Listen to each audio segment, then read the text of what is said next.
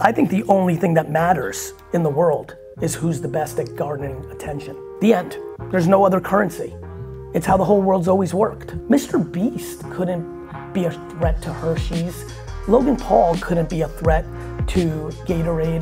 The influencer that I'm most worried about for you in the next 5 years couldn't be a threat to you because they didn't have enough scale to compete with you. You didn't have enough scale to compete with P&G and Unilever at that level. Now a single human can screw you all up because she can reach everyone for nothing, zero.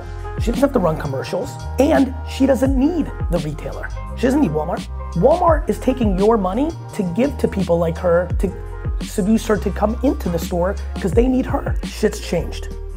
Attention is the #1 asset. What changes do you see on the horizon for the way products come to market? First of all, thank you for having me. You know, my career really, in essence, besides the lemonade stands and the baseball cards I sold all around New Jersey growing up in this great state, really started my dad's liquor store in Springfield, New Jersey. And in 1996, I launched WineLibrary.com. So I started direct-to-consumer e-commerce wine business in 1996. And so that was on the back of a single store retail store that I'd, at that point, already worked in for the last 7 years. I started working there when I was 14. So end caps and signage and customer count and moving, I mean, this is there's a lot of reasons I say yes to things. We're so grateful for the Sasha relationship. I really love what's happening in CPG. You know, I'm empathetic that people in CPG may not like it because there is a lot of change. Like, I mean, right off the top, I'm petrified about retail media. Like, you're already paying enough in shopper marketing and slotting fees, and now they want you to run media on their sites. Like, we're left with no money to market. Right. Like, there's real talk. There's a lot going on. And the reason I start here is I don't think everybody, I'm flattered if anyone knows who I am, but I'm setting up for everyone to know that since 1996, all I've ever been thinking about is Omni, you know? And so everything I built was from that. And this agency is built really to be an operating system for my future private equity behavior. So I'm in this conversation deep. I'm also very close to Logan Paul and Mr. Beast, and I think your biggest competitors are not the Proctors and the Johnson Johnsons and L'Oreal's. It's gonna be influencers. Humans are the next frontier, and I lived that already. I started a direct-to-consumer wine brand called Empathy Wines 5 years ago, and in 18 months I sold it to Constellation Brands for a 9-figure exit. Like this, there's a lot going on here. And so like, let's talk about it, right? Obviously for this room, there's the realities of your actual day-to-day. Like, and the retailer has all the leverage, at least the big ones for the 8 of you that are going to those. And then for the people you're managing in this room or partnering with underneath, there's a little less leverage when it gets fragmented into specialty stores and things of that nature. There's really only 2 things that, you know, really there's many things, but at the end of the day of selling stuff, there's only 2 things this organization's doing. It's marketing and it's selling, right? And we're losing leverage on the selling front because the retailers have too much power. And the big ones have way too much power. And that doesn't even get into the fact that Amazon is gonna continue to take market share, and they're gonna take that first party data and make decisions when there's enough critical mass to private label everybody. You think private label at big box stores are tough? Wait till you see private label from Amazon and the future of what's coming, which is you're gonna wake up in a year or 2 and you're gonna see that Meta or TikTok bought Target, and now what? Like, what happens when you wake up in the morning and Facebook bought Target? And now they're requiring you to spend your marketing money only on Facebook if you want those slotting. So there is something, I actually thought about writing a book recently called The Channel Conflict Wars, which is predicting out what I think is coming, which is we are in direct conflict with our retailers at scale, and we don't have the leverage, which is why I started a marketing company. The only thing in real life, not in the fantasy land that we all live in when it's in our vested interest, that can allow this brand that is so iconic. And you do have the trends going in your direction. And I do think the product has incredible permission to win in the ever-changing landscape of the consumer. However, if this company is not able to effectively market and brand, it will lose. No matter how epic this sales infrastructure that I'm looking at is. Because that's just real life.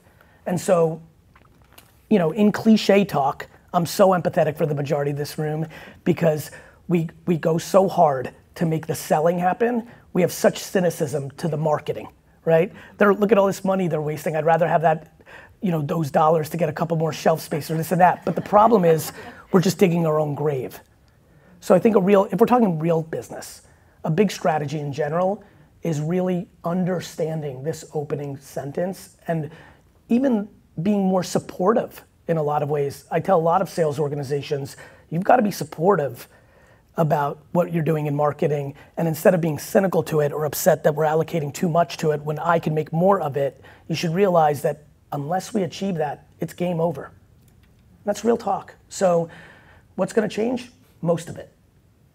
TikTok is going to effectively be a retail outlet. They're just going to follow what's happening in China. Like, it's done. It's already happened. The QVC-ification of social media is here.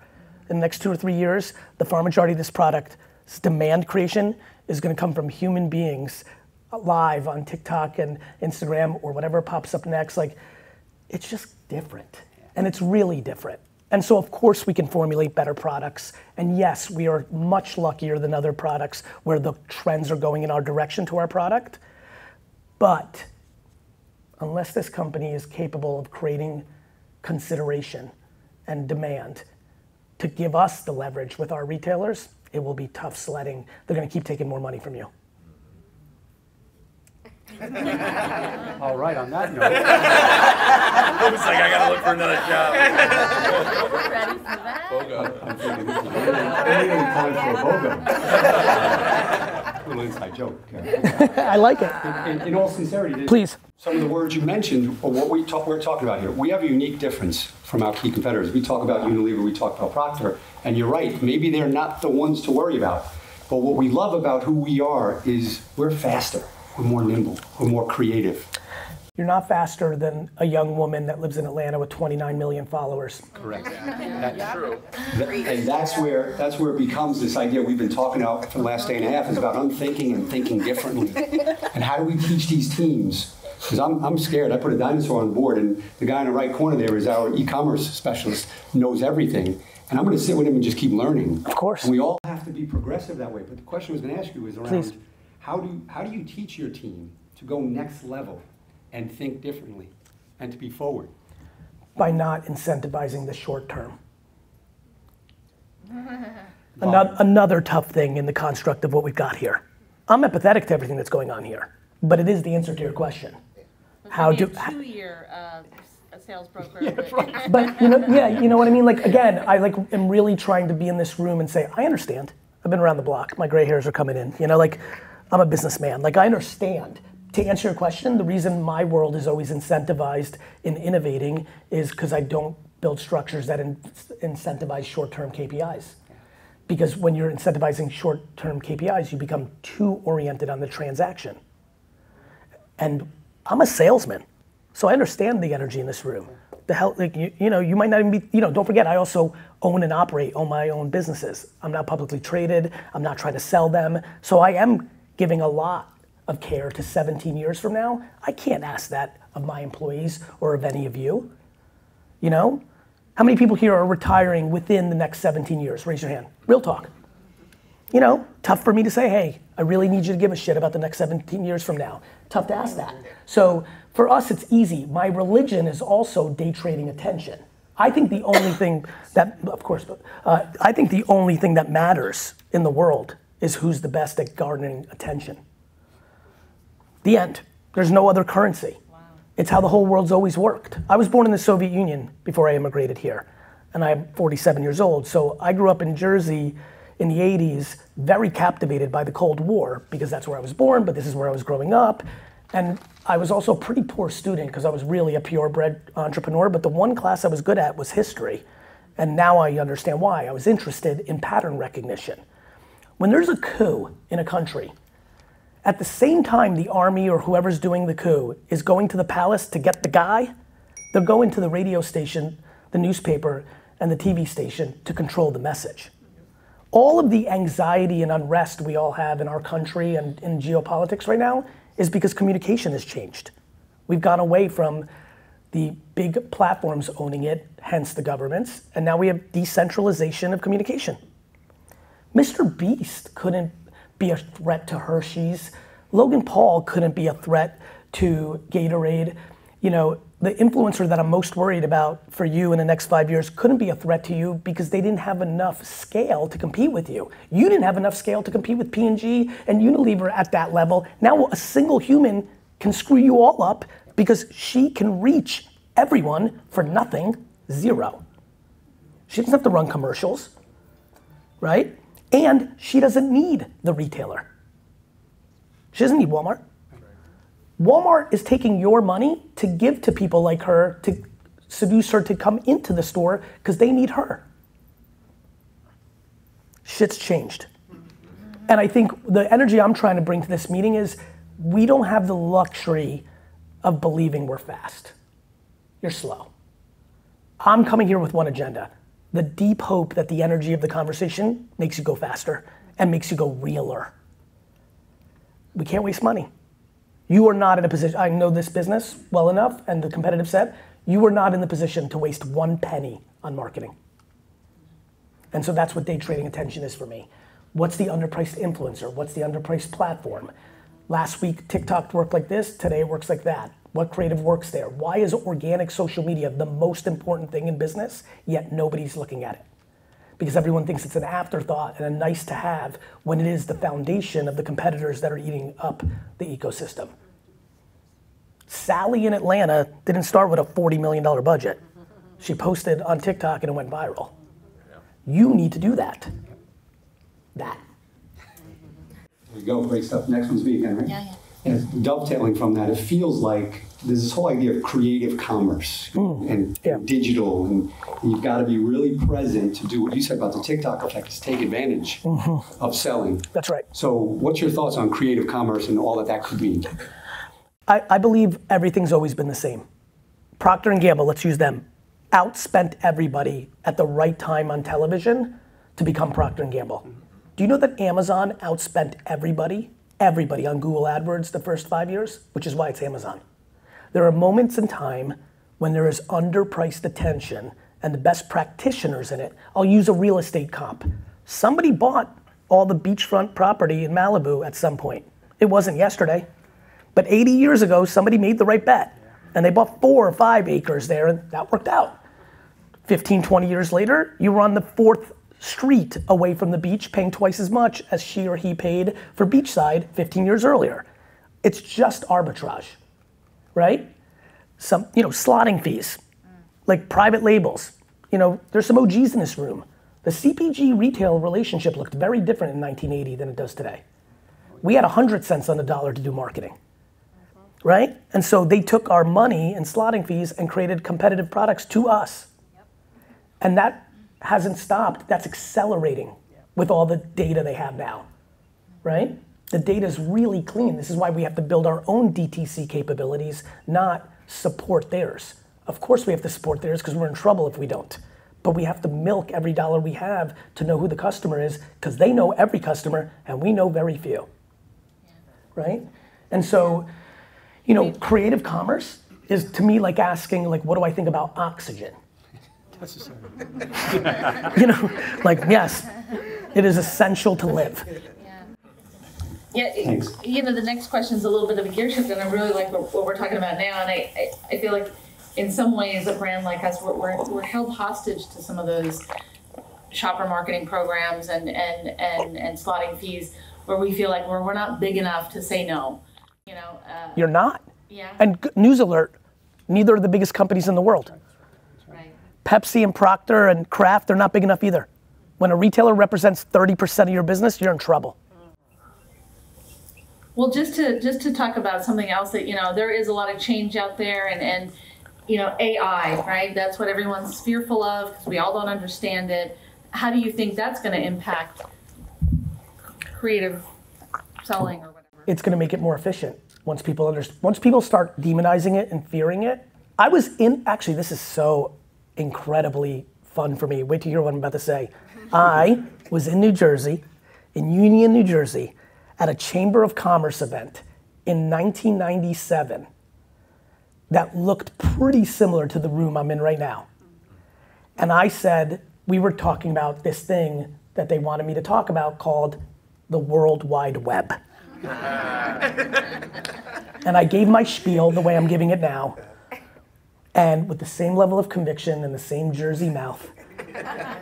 And somebody raised their hand and said, Gary, but I was explaining like finding, this was early web. There's some kids in here, like for some of us that are a little bit over 45, like the internet was like, what is this? Like it was like crazy. Kind of like the way you may feel about AI now. Like it's something, but how, what?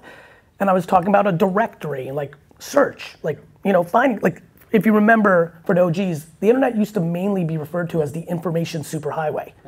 It was predominantly known as a place to go get information. And now it's obviously the foundation of society. Anyway, I gave my spiel and a guy raised his hand and goes, this is the stupidest thing I've ever heard. He said, Gary, if I was talking about if you needed to find a plumber in Jersey. He goes, if I need to find a plumber, I'm gonna go to the yellow pages.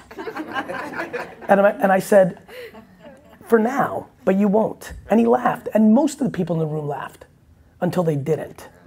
And so AI, we're in a different place, because now we have 25 years of technology, and everyone here who laughed at the internet, who laughed at email, who laughed at the iPhone, who laughed at social media is like kind of understanding that they're wrong.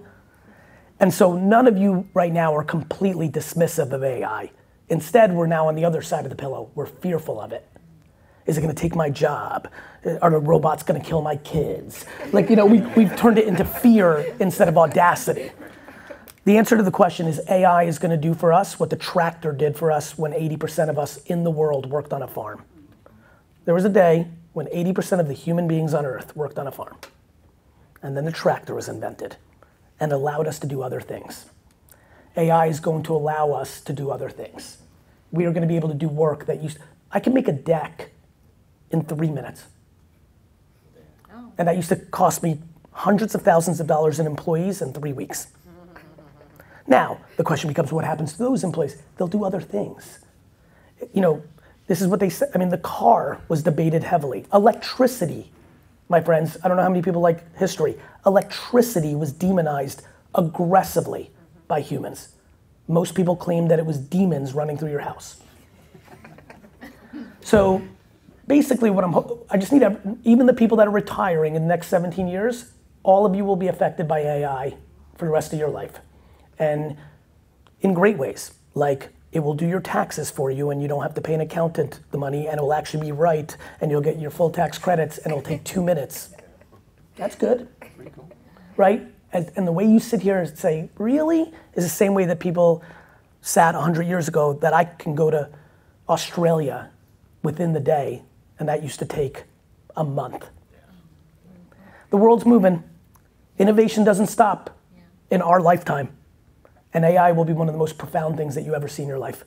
And it will completely change all our lives. However, this company at this moment should spend 0 minutes on it.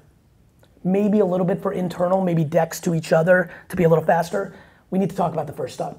This company needs to figure out how to be more relevant to more customers at scale within the money that it has to become a defense mechanism to the infrastructure of how their product is sold. Marketing is the only way out. Which is like super hardcore, because again, I'm marketing and sales, and this is a sales, like I get it, but marketing is the only way out. I believe it. It's true. But to the point of the joke of all this, you can waste all your money in marketing. Yeah. You can't in sales. And that's why we have the feelings we have. But marketing is the only way out. I'm with you, Beck. You do sales and marketing, but you take it from you. But I'm the only way out, Liz. You are. I want to follow her. The social media is important, and obviously that something you've been preaching to a lot of brands and companies, and I think that we've leaned on it heavily because we didn't have budget, so we actually maybe were a little further. I don't want to. No, I get it. Back, but what are some of the big mistakes you see companies make with social media? Not understanding how much science is behind it. The science behind the art. I post my content, my personal posts on LinkedIn are scheduled to the exact minute. Like I will post on LinkedIn at 9:07 a.m. because more people will see it than if I posted at 9:06 and 9:08, and nobody thinks about that stuff. Wow. I think about the first 3 seconds. I think about the creative all I think about is how the algorithms work to give me more reach to what I want.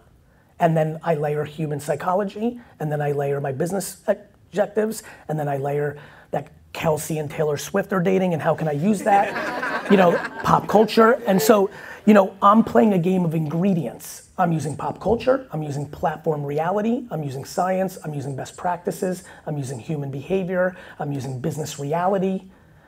So the level, again, the hardest thing in the world to do, in marketing, and I do it all, is social media creative.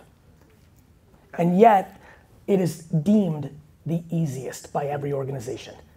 And what I mean by that, I mean it's the thing that most people don't actually really care about. This is where you can outflank your competitors. Your direct competitors, the biggest companies, many that we work with, will take more seriously a 30-second commercial and spend more money on the catering of that 30-second commercial and the T&E of that 30-second commercial than they'll spend on their entire year on social. Which is why they're all so reliant on influencers, because they don't know how to do it.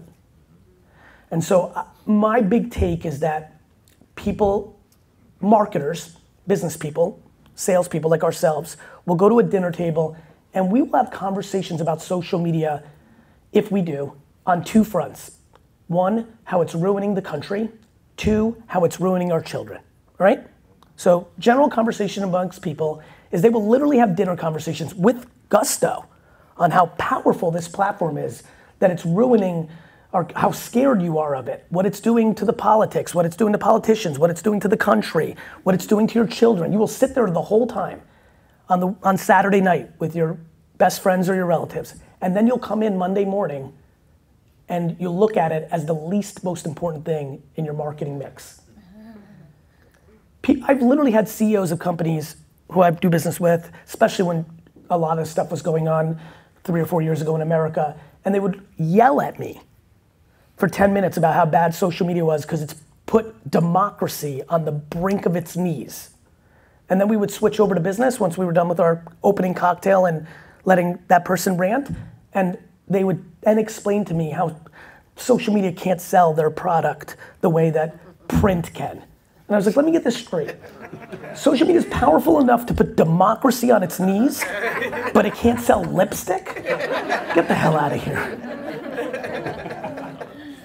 That's great. And I'm just going to jump off script a little bit, because you mentioned one word in there that is what I believe we're about here. And I get made fun of for my Bronx, New York accent coming out here. Human. Yeah. Humanity. We believe in this room, our sales competitiveness is that we have better people. Right. Mm-hmm. And I believe that deep in our heart, and that's why they're here. The key is to understand that AI and all this other stuff still needs us to a degree. 100%. Right? It still needs us, so we've got to not be afraid of it and embrace it and elevate our game with it. So any other thoughts on that? I'm a full buyer of that. Like, do I believe at some point the robots can win? I do. I don't think we'll see it. But like, if you told me in 200 years, like robots are, like dinosaurs didn't think they were finished. Like, you know, things happen. I believe in those kind of things. I don't think in our lifetime. Okay. And so that's exactly right. A lot of you in this room did not move fast or hard enough on the internet, did not move fast and hard enough on social, did not move fast. I mean, some of the people here actually held onto their BlackBerry 3 years longer than they needed to because you needed to touch the buttons. Yeah. That's right. So what I would ask is, to inspire this is, I agree with you. Like, again, a robot is not going to a specialty retail store that has 15 units in Ohio and placing the order. It's not coming. Not anytime in your career. So you need to figure out how to use ChatGPT to type in, how would you sell to this is literally something you could do with AI. Hey, ChatGPT, how would you sell to a cliche third generation business owner who owns 40 drugstores in California? Like, do you understand that it will spit out stuff and may say one thing that you may just try on a phone call, being a human, and it might work? Use the weapon. Here's how I've always thought about technology. It is the biggest tidal wave coming that you've ever seen. And we've got one of two decisions. Grab a surfboard and run it. Put your head in the sand and pray. And the second one is not a good outcome. And that's what I think about AI for you. Find your way to use it. Great, thanks. Anything else from you, Becca, or question and answer? Yeah, just a quick one, because in leaning into social media and how, you know, those influencers have all the power right now. We've had success with great influencers who have organically mentioned us, and those are Fun. I don't want to say they're the only successes we've had, but we haven't been able to replicate that. I think about this a lot. I'm writing a new book about what I'm talking about. This is why I'm so in it right now. It's called Day Trading Attention. And the thesis is what we're talking about, but it's also that we've never been in time in marketing in the last 100 years where you can steal it or you can get murdered, right? Right, think about the analogy that just happened. Influencers is a big one for me that I talk about in the book. It's what you just talked about. You might wake up this morning and like something good's going on. You're like, what's going on? And then you finally figured out by midday that a single human made a single video and good things have happened. And you paid zero. And then you're all excited. And you're like, all right, let's like milk this. And you go out and try to find other people that seemingly look like that person, right? And you give them money and nothing happens and there's confusion. And the confusion sits in the day trading of attention, which means the reason I use day trading is, you know, there's two different ways to invest. You invest like me, which is you make different big bets and you go to sleep and you know that your grandkids are gonna be happy or unhappy with you. Or you day trade and you're making it in the margins hour by hour. And both are different ways to do it. Marketing used to be the other way. 9 months, we're gonna plan the campaign and we're gonna pray that it works out. And now it's, if you are not marketing every single day, someone's outflanking you. It's hard. And I'm empathetic. Like by the way, I wish it wasn't like this. I wish I was Don Draper. I wish I was chilling in Midtown, drinking for 4 hours, coming up with a slogan and you're thrilled with it. That would be a great life. It's just not the reality of what we live in. You know, and so I think that influencers is something you have to figure out. It's why I bought a publishing company. I actually think advertorial is something people should be doing more of. I don't know if you know what green screening is. It's when you see people, right? You've seen it, like I see some people shaking, but for the ones that don't know, in TikTok or Instagram, you see a person talking, but in the background, it's like a headline. I think you should be buying advertorial. You should definitely connect them to VaynerMedia Group, because then you're writing your own, oh, got it? Good, thank you. Oh, that's right, I'm sorry, that's right. That's gonna work. You're literally writing the headline you want people to know, and then you have a human endorsing it. That's pretty good. You know, and so like, you know, there's a reason the FTC is starting to get really involved with influencer marketing. Like, you're gonna start seeing content a year from now of like big red ad. Because it's just, you know, their concern is, do customers know? The answer is no. It's so seamless, the marketing, right? It's not a commercial, it's not a print ad. It's like, and so there's a lot going on, but influencer is a place you gotta keep hacking at. You becoming the influencer, though, is the holy grail. What I do for a living right now is trying to get you to be in a place where you're not at the mercy of the influencer and not at the mercy of the celebrity and not at the mercy of the retailer. That is my obsession. And that's what needs to be your obsession. Otherwise, it's gonna cost you more money to do business, right? And that's why marketing is it. Like, you just have to be as great as, if you have $1, like, how do you make it work, right? You know, a lot of times in this scenario, people are like, Gary, we don't have I'm like, good news. Your competitors that are spending 18 times more than you are wasting every dollar. So if you spend your dollars properly, you can actually grow. That's why brands grow. I don't have to explain to anybody here, you're in the business, like, many brands get big with less budget. They did the right thing. Money is not the variable, otherwise there'd be no new brands. Open it up? Yeah. All right, guys, we're gonna open up to some questions. Anybody out there have a few? I guess we should pass the mic out. Yeah. You have one? I gotta make it in voice. I'll stop. All right, go ahead. When you mentioned talking about AI, and you used a noun there that I didn't think I'd hear you say, because the majority of humanity is very fearful of AI. Yes. But then you used in your sentence, you said use it as a weapon. That's right. Okay? How do you change humanity's mindset and not consider it as a weapon and embrace it so that it is a more positive element? Pain. People that are ideologically set in their ways, which is 90% of humanity, only adjust with pain. almost every one of the people that calls us to do business are in trouble. I'm selling the truth.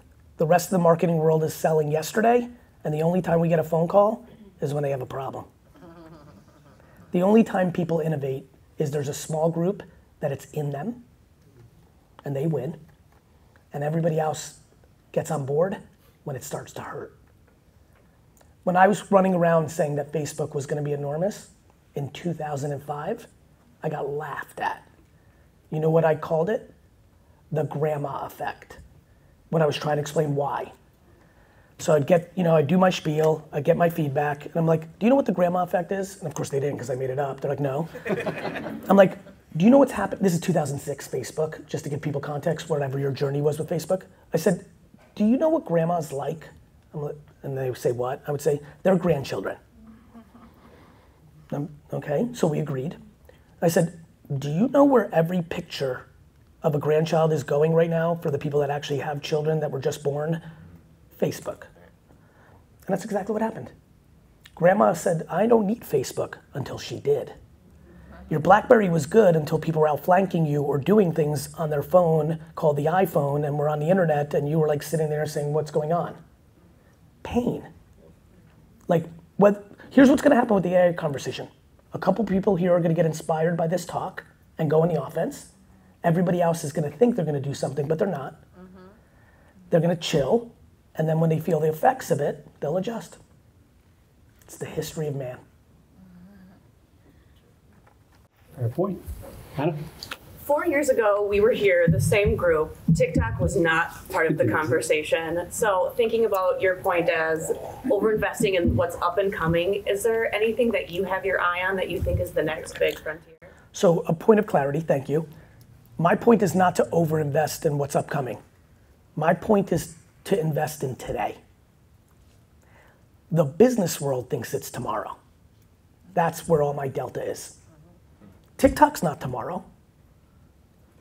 I think you should spend 60% of your marketing budget on TikTok today. All of it.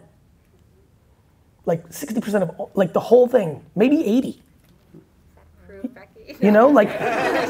And by the way, Becky is amongst every other marketer on earth that would think that it wouldn't even cross one's mind. It's not how it works. It's very hard to make that jump. My point is, TikTok's not tomorrow. The answer to your question is, I have no idea. I don't predict. I'm not Nostradamus. I know my track record. I know why people follow me. But I'm just talking about today. I'm just lucky that the world is stuck on yesterday. I didn't know Google AdWords was going to change my life. They came out. I played with it the first day. And I took my dad's liquor store from a $3 to a $70 million business in 4 years with no money. It just, I don't know what, the second I saw TikTok, it was Musically when I saw it. I'm always paying attention, but whether it's Be Real and then I'm like, nah, whether it's, I'm watching everything. I look at the top 100 apps in the Apple store every morning when I wake up to see if anything's spiking. And the way I found Snapchat and the way I found Musically was it was there before anybody was reporting on it. And after it was there for 4 weeks, I'm like, something's here. I download it, and now I have so much pattern recognition, and I understand human behavior naturally, and now I've done it for so long.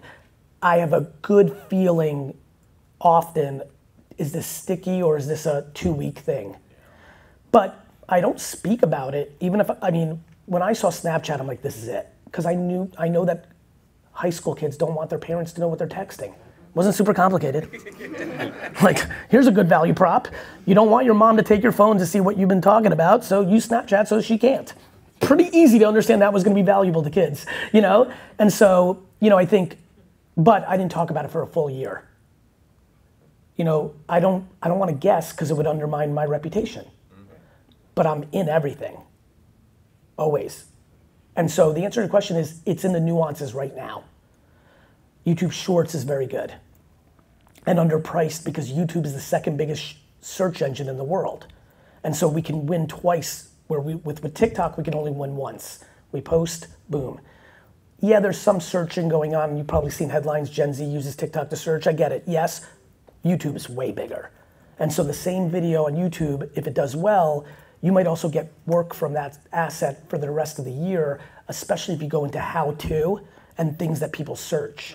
So we train at Sasha and VaynerMedia, make the content that you want to make, but on the back end, title it for search, even if it's not directly correlated to the video, so that we win the search game.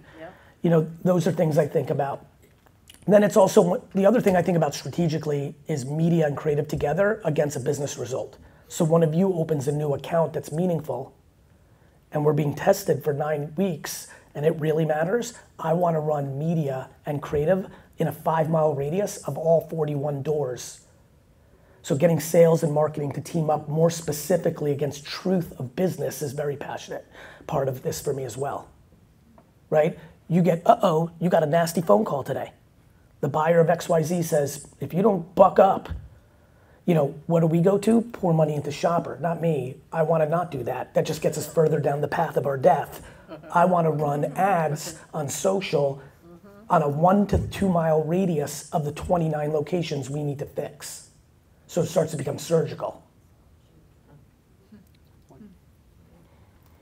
All of our media, to that point. Can you guys hear on this one? Yeah, good, go ahead. All of our media, to your point, goes to retail, sometimes more targeted. You know, we don't drive to our D2C.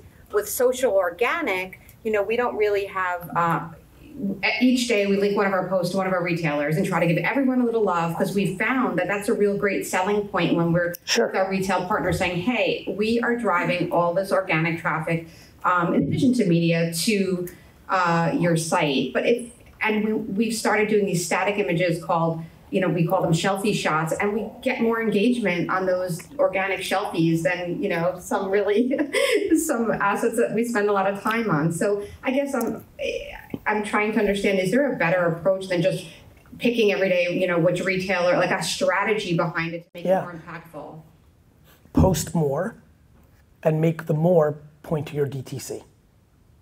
To our DTC versus the make them more. Make more content. Make more content. So don't replace your content for the retailer, because that's working for you in the short-term vulnerability that you have. But add more content output to your mix. I have, ready for this?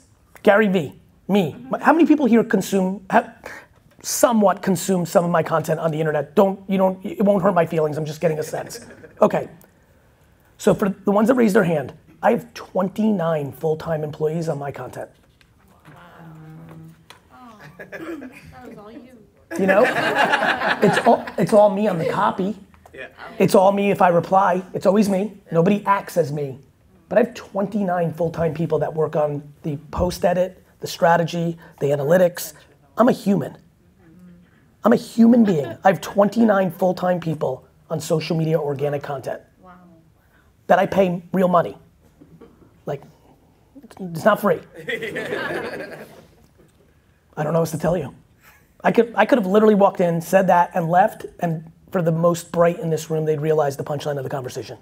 A human is allocating dramatically more output than you are as a company. Yeah. So, the answer to your question, you need to put out more stuff, whether with Sasha, with yourselves, I don't really care.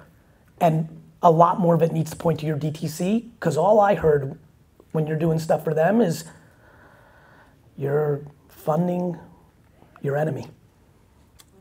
Yeah. Thank you.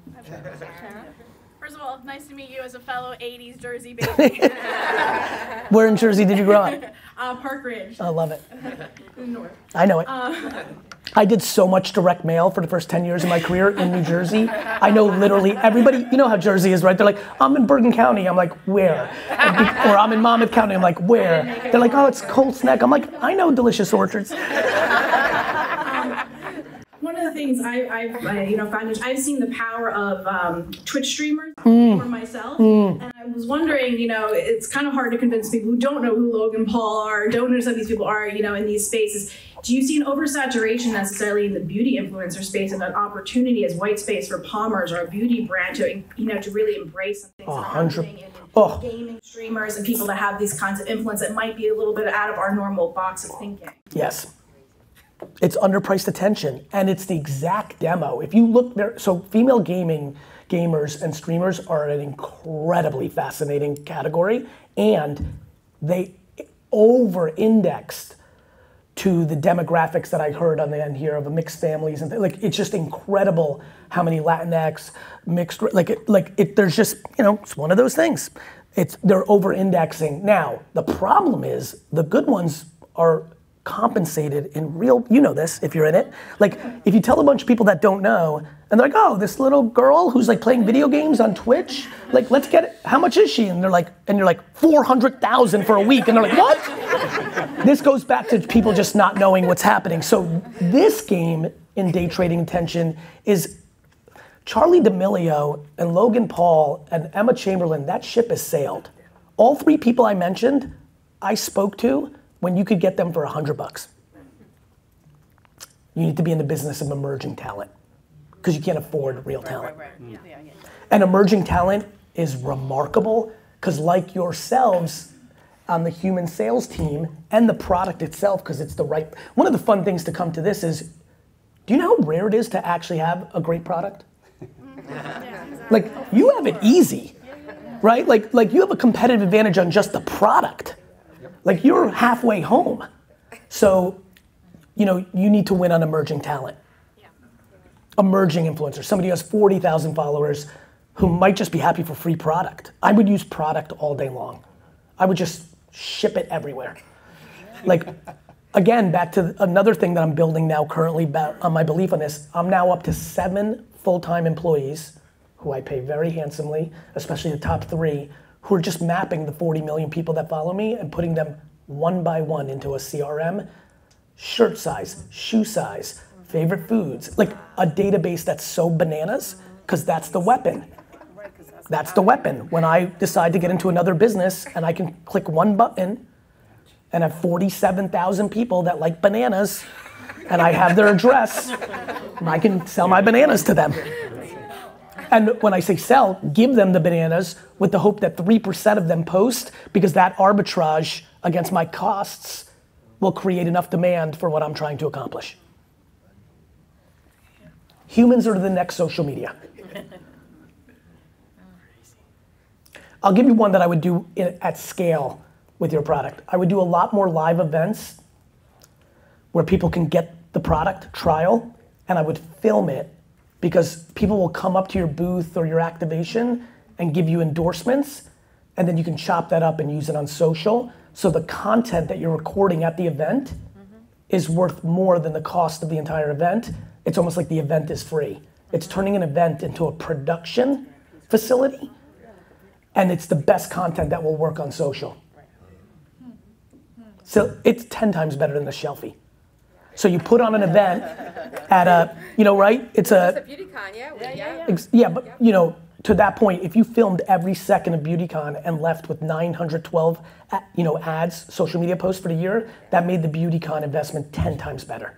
Yeah, for sure. That's great. Yeah. And then again, let's talk business. We're losing at Publix in Florida. Well, let's do a pop-up event in Florida.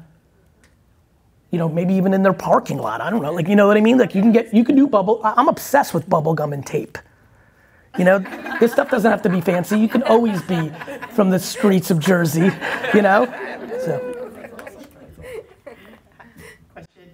In this scary phase of AI that we're in right now, are there any brands that are leveraging AI in a smart way that you could share with us? Internally, a lot of companies are using it, again, to make decks, like all this intro stuff. The reason no one's doing the external is all the biggest companies in the world know that there's huge litigation brewing on copyright and trademark.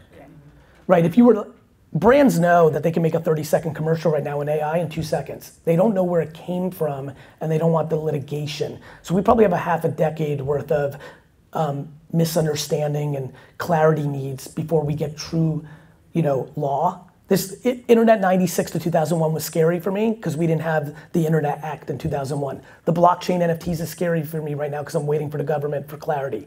AI is going to be the same.